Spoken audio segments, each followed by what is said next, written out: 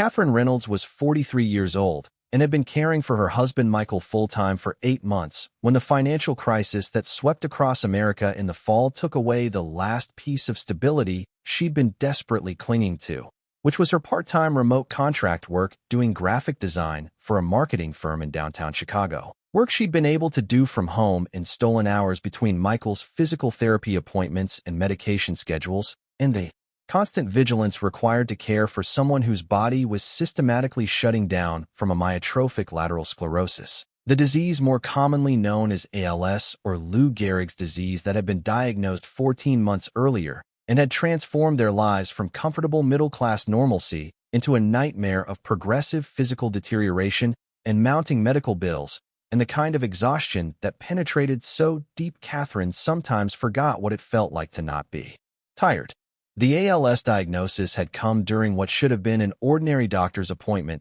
to investigate why Michael, who was 45 and had always been healthy and active, had been experiencing muscle weakness in his right hand and occasional difficulty swallowing. Catherine had been working full-time then as a senior graphic designer at a mid-sized advertising agency, and Michael had been an accountant at a corporate firm, and they'd had a comfortable life in their 3-bedroom house in a quiet suburb outside Chicago with their 15-year-old daughter Emma, and their mortgage that was slowly being paid down, and their retirement accounts that were growing steadily, and all the mundane securities of middle-class American life that people took for granted, until those securities were suddenly and completely stripped away. The neurologist had explained with practiced clinical gentleness that ALS was a progressive neurodegenerative disease that attacked the nerve cells controlling voluntary muscles, that patients gradually lost the ability to walk and speak and swallow and eventually breathe, that there was no cure and no effective treatment, and that median survival from diagnosis was 2 to 5 years.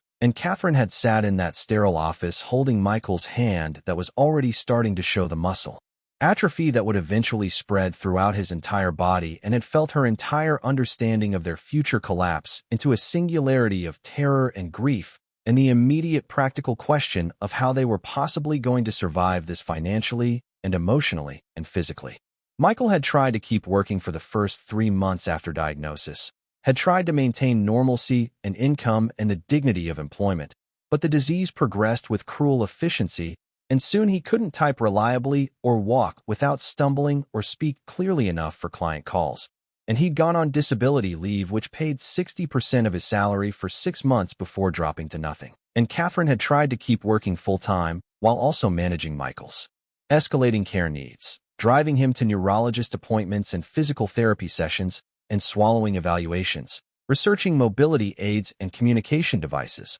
learning to operate the feeding tube that had been surgically placed when swallowing became too dangerous. And she'd held together for 5 months before accepting the reality that she simply could not do both a full-time job and full-time caregiving for someone whose needs increased every single week. She'd quit her agency position and had negotiated a part-time contract arrangement with a former colleague who'd started his own small marketing consultancy, doing freelance design work remotely for 15 to 20 hours weekly at a reduced rate that brought in roughly $1,500 monthly. And combined with Michael's disability payments of $2,000 monthly, they had just barely enough to cover their mortgage and utilities and the medical expenses that insurance didn't cover, which were substantial because even good insurance didn't pay for the home modifications Michael needed, or the specialized equipment, or the medications that slowed symptoms slightly, or the physical therapy that helped maintain muscle function as long as possible. They'd been managing this precarious financial balance for 6 months when the economic crisis hit with a force that devastated the entire country, but that felt particularly cruel to families already balanced on the edge of survival. Catherine's contract work had evaporated almost overnight when the marketing consultancy lost 70% of its clients within a month and had to let go of all contract workers to stay solvent. And suddenly their monthly income had dropped from $3,500 to just Michael's $2,000 disability payment. And their mortgage alone was $1,400 monthly, and utilities were $300, and prescriptions were $200, and the specialized nutritional formula that went through Michael's feeding tube was $150, and they had no margin for food or gas or anything beyond absolute survival. And the retirement accounts they'd built up over 20 years had lost 40% of their value and couldn't be touched anyway, without massive penalties and taxes. Catherine had applied desperately for any remote work she could find, had searched job boards and contacted every former colleague and client she'd ever worked with. But the entire economy was collapsing and companies were laying off full-time employees by the thousands and nobody was hiring contract designers. And after a month of searching, she'd found nothing and had begun the humiliating process of applying for food assistance and Medicaid and every form of government support available to people whose circumstances had become desperate through no fault of their own. The food stamps had been approved quickly, which meant they could at least eat, but Medicaid had a waiting list and a Byzantine application process, and she was still navigating that bureaucracy while trying to provide 24-hour care to Michael, whose condition continued to worsen regardless of their financial catastrophe. By the third month after losing her contract work, Catherine had reached a level of exhaustion and stress that she hadn't known was physically possible to sustain. She was doing all of Michael's personal care alone, bathing him, dressing him, managing his medications and feeding tube, transferring him from bed to wheelchair, using a mechanical lift she'd learned to operate, exercising his increasingly rigid limbs to prevent contractures, managing his growing anxiety and depression about his deteriorating condition, comforting Emma, who was watching her father die slowly and her mother collapse from the burden of care,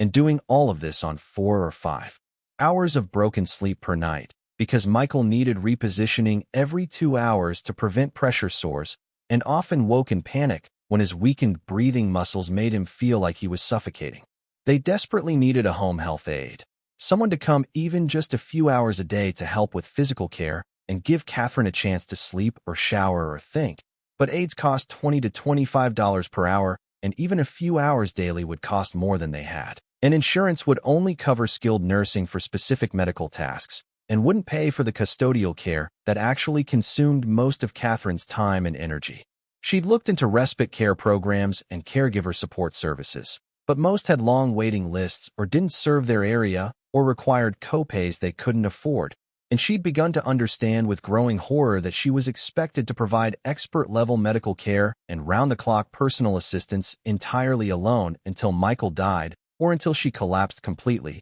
whichever came first. What Catherine didn't know as she moved through those desperate months was that her former boss from the advertising agency, where she'd worked before becoming Michael's full-time caregiver, a woman named Patricia Chun, who'd been the agency's creative director for 15 years, had been thinking about Catherine frequently and had been troubled by what little information she'd gathered through mutual colleagues about Catherine's situation. Patricia had heard through the agency grapevine that Catherine had left to care for her husband who had ALS, and later had heard that Catherine had lost even her part-time contract work when the economic crisis hit. And Patricia had asked careful questions and had pieced together enough information to understand that Catherine was almost certainly in a catastrophic situation, trying to provide impossible levels of care with essentially no help and insufficient money and the kind of stress that destroyed people. Patricia was 56 years old and had been in the advertising industry for 30 years, had built a successful career through a combination of genuine talent and relentless work ethic and the privileges that came with being born into a comfortable middle-class family that had paid for her college education. And she'd accumulated enough financial security that the economic crisis had impacted her retirement accounts, but hadn't touched her ability to pay her bills or maintain her lifestyle. She'd always liked Catherine, who'd been one of the most talented designers the agency had ever employed, and more importantly, she'd watched over the years as Catherine had balanced demanding client work with being a dedicated mother to Emma and a supportive partner to Michael, and Patricia had recognized in Catherine the same work ethic and fundamental decency that Patricia tried to embody in her own life. For months after the economic crisis had taken Catherine's contract work, Patricia had made a decision. She'd done research into ALS caregiving and had learned that home health aides typically cost around $22 per hour, and that even 10 hours weekly of professional help could make an enormous difference in family caregiver burnout and patient quality of life. And she'd calculated that paying for a home health aide for 6 months at 10 hours weekly would cost approximately $5,700, which was an amount she could afford without impacting her own financial security or retirement planning. She'd contacted several home health agencies serving Catherine's suburban area and had arranged for an aide to be sent to Catherine's house 3 times weekly for 3 to 4 hours per visit. and she'd paid for 6 months of service up front, and she'd instructed the agency to tell Catherine that the service had been covered by a charitable grant program for ALS families and to not reveal who had actually paid for it. When the home health aide had first arrived at Catherine's door on a Tuesday morning without any prior notice or explanation,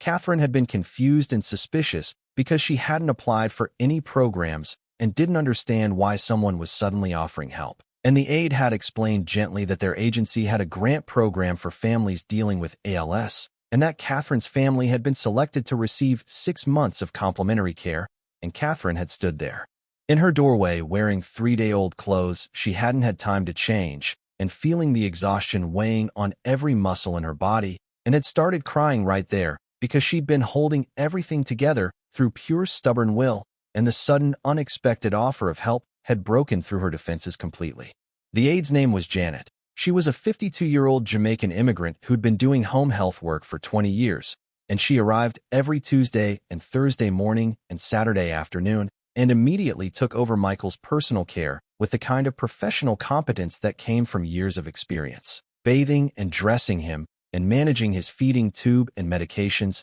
and doing the passive range of motion exercises that helped prevent his muscles from freezing completely, and talking to him with genuine warmth and dignity about sports and news and his daughter Emma, while treating him as a whole person rather than just a collection of care tasks that needed completing. For Catherine, those 3 visits per week felt like being given the gift of breathing after months of drowning. She could sleep for 4 uninterrupted hours on Tuesday mornings while Janet handled Michael's care. She could shower and wash her hair properly on Thursday mornings instead of just splashing water on her face while listening for Michael's call bell. She could sit with Emma on Saturday afternoons and actually talk to her daughter about school and friends and how Emma was coping with watching her father die. Conversations they hadn't been able to have because Catherine had been too exhausted to be emotionally present for anyone beyond Michael's immediate physical needs. 2 months after Janet had started coming, Catherine had received a call from Patricia Chun asking how she was doing.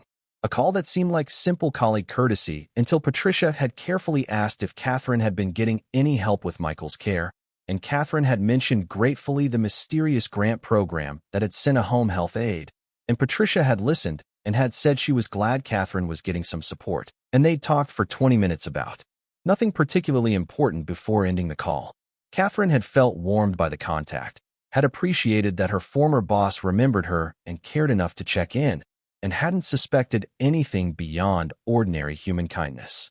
3 months after Janet started coming, Catherine had been contacted by a former client from her agency days, a small nonprofit organization that needed graphic design help for a fundraising campaign, and they'd asked if she could take on contract work and what her rate would be, and Catherine had said yes immediately because even a small amount of income would help enormously, and she'd been able to actually complete the work during the hours when Janet was providing Michael's care, had been able to focus and do good creative work for the first time in over a year. The nonprofit had been pleased with her designs and had referred her to another small organization, and gradually Catherine had rebuilt a modest client base of small contracts that brought in roughly $1,000 monthly, not enough to restore their previous stability, but enough to cover food and gas and the small expenses that made life slightly less desperate. 6 months after Janet had started coming, the home health agency had contacted Catherine to say that the grant funding for her care was ending, but that they could continue service if Catherine wanted to pay privately. And Catherine had felt panic rising because she absolutely could not afford $22 per hour and couldn't imagine going back to doing all of Michael's care completely alone now that she'd experienced what it felt like to have help. And she'd thanked the agency and had said she'd need to think about options, and had spent that evening crying in the bathroom while Michael slept because she didn't want him to see how scared she was about losing the support that had made the past 6 months survivable. The next day, Patricia had called Catherine again, and this time instead of casual checking in, she'd said directly that she needed to tell Catherine something important, and she'd explained that there had never been any grant program, that Patricia herself had been paying for Janet's services for the past 6 months because she'd heard through colleagues about Catherine's situation and had wanted to help, but had known that Catherine wouldn't accept direct charity from a former boss, and that she wanted to continue paying for Janet's services for as long as Michael needed care because the cost was affordable for Patricia and the impact on Catherine's ability to survive caregiving was enormous, and Patricia believed strongly that people who had resources had a responsibility to use those resources to help people who needed them. Catherine had been stunned into silence for several long moments, had felt a complicated tangle of emotions that included overwhelming gratitude and embarrassment about accepting such significant help and relief that Janet's visits wouldn't end, in confusion about why Patricia would do something so generous for a former employee she hadn't worked with in over a year. And she tried to say that she couldn't possibly accept that level of ongoing help, that it was too much, that Patricia had already done more than anyone could reasonably expect. Patricia had responded with gentle firmness that Catherine could absolutely accept it because Patricia was offering freely, and because Catherine deserved support, and because taking care of a dying spouse alone was an impossible burden that no one should have to carry without help, and that the money meant far less to Patricia than the knowledge that Catherine could continue caring for Michael with some measure of sustainability meant to both of them. They'd talked for an hour, and Catherine had cried several times, and eventually she'd accepted Patricia's offer because the alternative was trying to provide care alone again, and she genuinely didn't think she could survive that. And Patricia had arranged for the home health agency to continue Janet's visits 3 times weekly with bills sent directly to Patricia. And Catherine had promised that someday, when she was financially stable again, she'd find a way to pay forward the help she'd received, and Patricia had said that paying it forward was exactly the right response and was all she hoped Catherine would do. Over the following months, Janet continued her regular visits, and Catherine continued rebuilding her freelance design work, and Michael's condition continued its inevitable decline. 10 months after Janet had first arrived, Michael's breathing had become so compromised that he'd needed a ventilator to survive,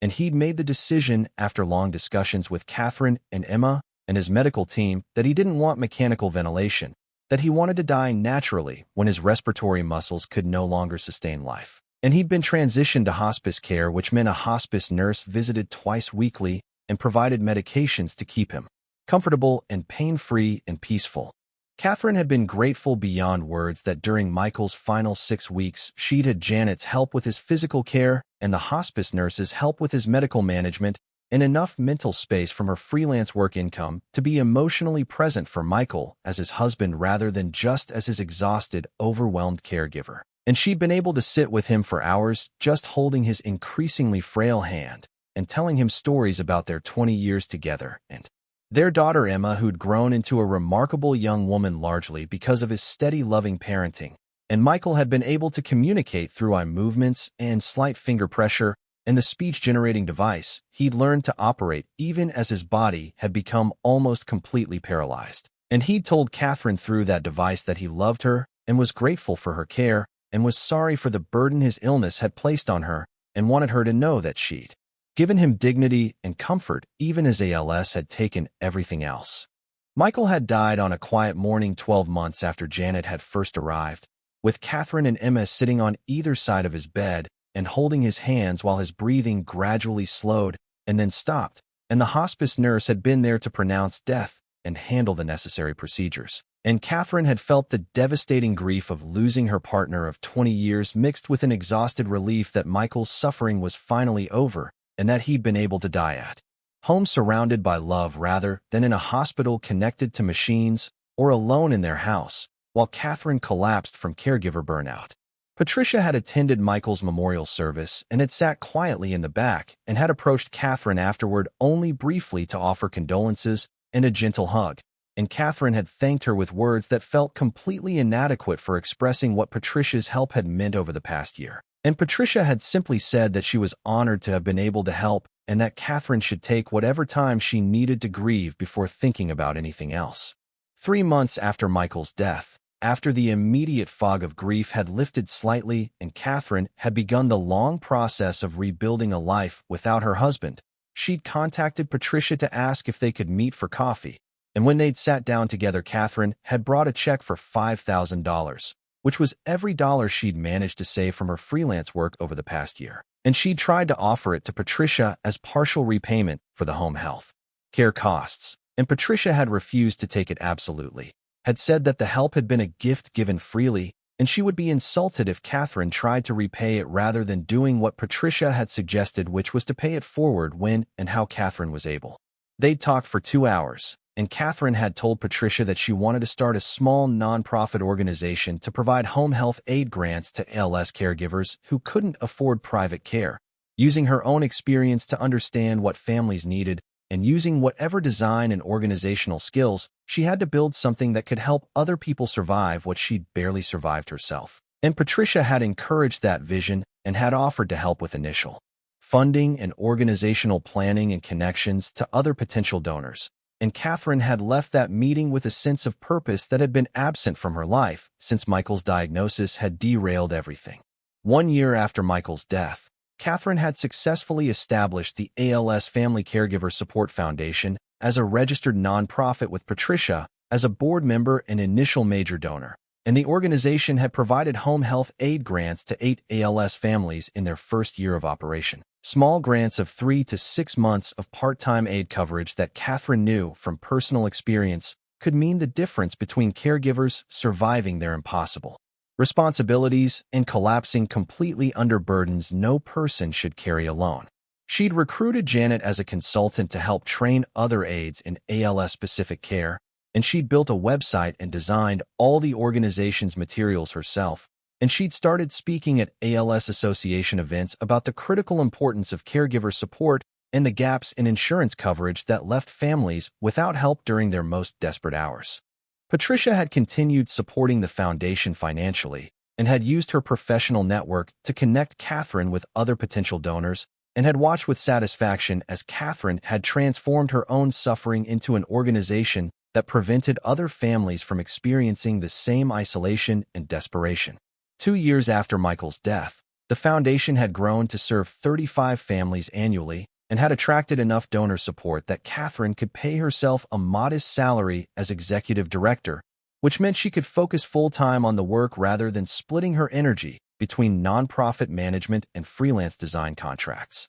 Emma had graduated high school and had gone to college on a combination of scholarships and financial aid, and she'd chosen to study social work because watching her mother care for her father and then watching her mother build an organization to help other families had shown her that the most meaningful work involved helping people through their hardest moments. Catherine had rebuilt her financial stability slowly, had paid off the medical debts that had accumulated during Michael's illness, had started saving again for the retirement that had seemed impossible during the crisis years, and had created a life that honored Michael's memory by ensuring other families received the support that Patricia's quiet generosity had provided to them. Catherine Reynolds' story reminds us that when her husband Michael was dying from ALS and the economic crisis took away her last bit of income, she was providing 24-hour expert medical care completely alone on 4 hours of sleep per night, watching her husband's body systematically shut down while drowning in exhaustion and medical debt. And she would have collapsed entirely if her former boss Patricia hadn't quietly paid for a home health aide 3 times weekly for over a year, giving Catherine the space to breathe and sleep and be Michael's wife instead of just his overwhelmed caregiver. ALS caregiving is brutal. Patients lose every voluntary muscle function, walking, speaking, swallowing, breathing, while remaining mentally aware of everything happening. Family caregivers provide expert-level medical care without training or support, managing feeding tubes and ventilators and medications while watching someone they love slowly suffocate. The average ALS caregiver spends 40 to 60 hours weekly on care tasks. Most develop depression, anxiety, and stress-related health problems. And insurance doesn't cover the custodial care that consumes caregivers' lives, the bathing and dressing and repositioning and feeding that happens every single day until death. Catherine had done everything right. She'd worked hard, saved money, built a career. Then ALS took Michael, and the economic crisis took her income, and she was alone with impossible care responsibilities and no help. $22 per hour for a home health aide, affordable for many people, impossible for Catherine. The difference between surviving caregiving and collapsing was just a few hours weekly of professional help. Without it, Catherine couldn't sleep or shower or think. With it, she could care for Michael with dignity and be present for their daughter and do the freelance work that kept them financially afloat. Patricia Chin saw what was happening and chose to act. She wasn't a family member or close friend, just a former boss who recognized that someone who'd worked for her was drowning and needed help. She spent her own money quietly for over a year, asking nothing in return, because she believed people with resources have responsibilities to people without them. Her help didn't fix everything. Michael still died. Catherine still grieved. But Michael died at home with dignity instead of suffering alone while Catherine collapsed. That matters. The story didn't end with gratitude. It ended with Catherine building a nonprofit that's helped hundreds of ALS families receive the aid support that saved her. Patricia's generosity multiplied across dozens of families who received grants that gave their caregivers space to breathe. Emma chose social work after watching her mother transform suffering into service. That's what happens when help is given with dignity and received with purpose. Like, subscribe, and share if you believe family caregivers deserve support, not abandonment. Join the conversation. Have you or family cared for someone with terminal illness? What support did you need? Share below. Remember, Catherine wasn't weak or incompetent. She was providing expert medical care 24 hours daily while economically devastated. Caregiver collapse isn't personal failure. It's societal abandonment of families facing impossible burdens. Support ALS research. Support caregiver assistance programs. Support insurance coverage for home health aides.